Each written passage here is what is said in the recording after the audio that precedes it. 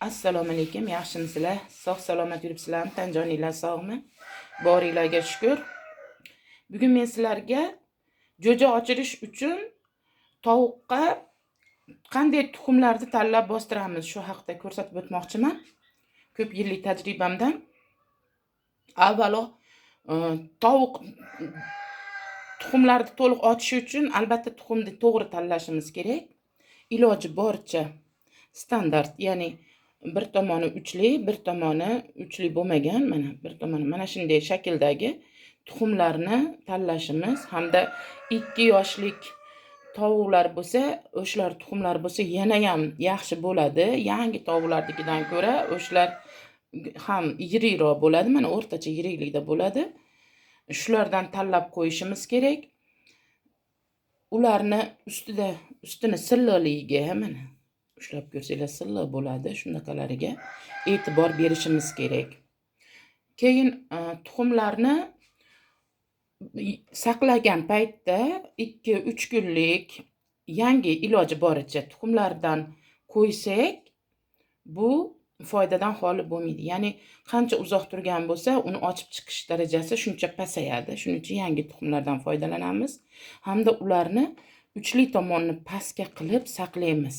Mana shunday holatda saqlaymiz. Endi mana bu tuxumlarni men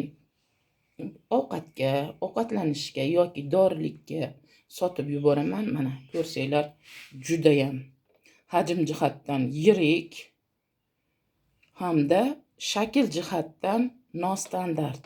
Ya'ni ikkala tomoni ham uchli bo'lgan. Mana ko'rib turibsizlar, atay ustiga qo'ydim qanchalik farqlanishini. Hamda juda kichkina tuxumlarni men bostirgani qo'ymayman bularni. Sababi bu kichkina tuxumlardan juda kichkina jo'jalar ochib chiqishi mumkin. Ular biroz nozik bo'lishi mumkin. Tovuq bo'lganda ham juda kichkina tovuq bo'ladi keyinchalik. Bulardan qo'yganimda ko'proq palag'da bo'lib, ba'zan oxirigacha yetkazib bera olmagan jo'jalarini ochib chiqish juda qiyin bo'lgan. Shuning uchun sog'lom mana tuxumlarni tanlab qo'yamiz. Keyin bularning ichida mana bunday usti ushlab ko'rsanglar, dog'lari bo'ladi, har xil g'idir-bidir bo'ladi, silliq bo'lmaydi. Qani shu yerda bitta bor edi. G'idiragan tuxum. Ya'ni hozir bu yerda qayerdadir ko'rdim shu tuxumni.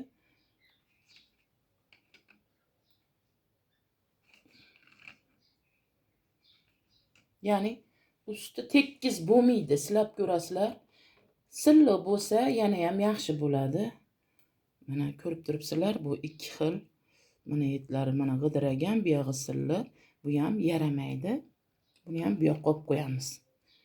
Mana shunday holatdagi tuxumni iloji boricha mana farqlanadigan silliq uchi bilan mana orqa tomoni farqlanadigan tuxumlarni, bularni sinib qolmaganini hisobga olamiz, aniq tekshirib ko'ramiz.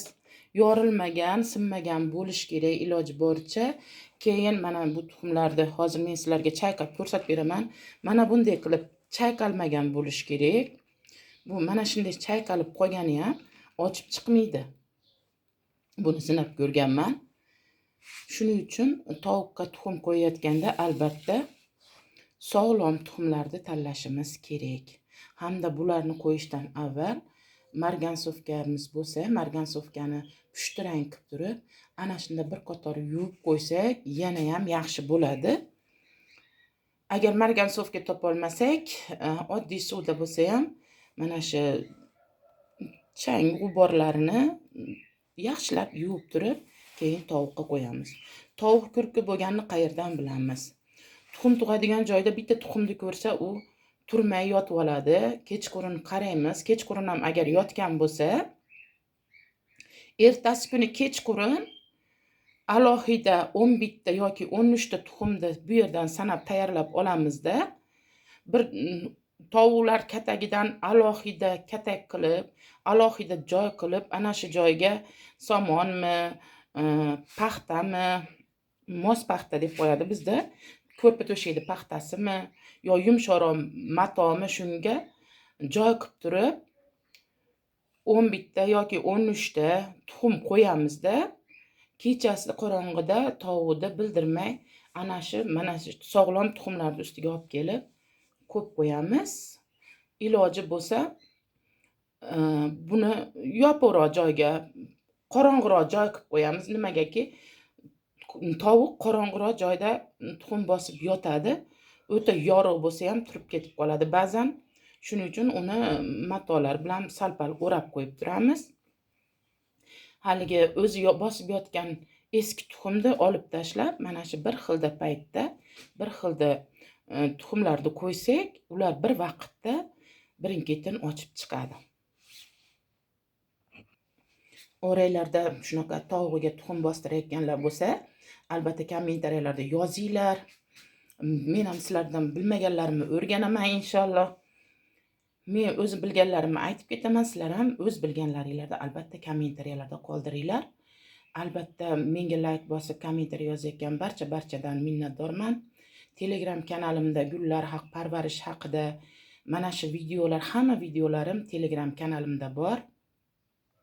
Uni albatta kommentariyaga zakrep qilib qo'yaman. Bu narsani o'sha yerdan kirib, ko'rib, men bilganlarimdan o'rganishinglar, ko'rib olishinglar mumkin. Hamda so'zimni oxirida nima demoqchiman? Inkubatorda ochirgandan ko'ra, agar ko'rki tovuqlardiki, albatta ona tovuq o'z bolasini juda yaxshi olib yuradi va sog'lom katta bo'ladi. Inkubator jo'jalarini olganinglarda unga havo temperaturalarini, suvlariga nihoyatda hushyor bo'lasizlar. Keyin yodimdan ko'tarilay debdi. Hamisha tovuqlarni jo'ja ochib chiqqandan keyin suvni qaynatib, qaynagan suvni sovutib qo'yinglar. Jo'jalar oddiy suvlarda ko'proq nobud bo'lib qolyapti. Shunga e'tibor beringlar. Suvlarimiz tarkibi ancha yomonlashganligi hisobiga albatta suvni qaynatib, sovutib qo'yib qo'yinglar. Qolgan jo'jalarim ochib chiqqandan keyin jo'jalarni qanday boqish haqida ham videolar qilib qolaman.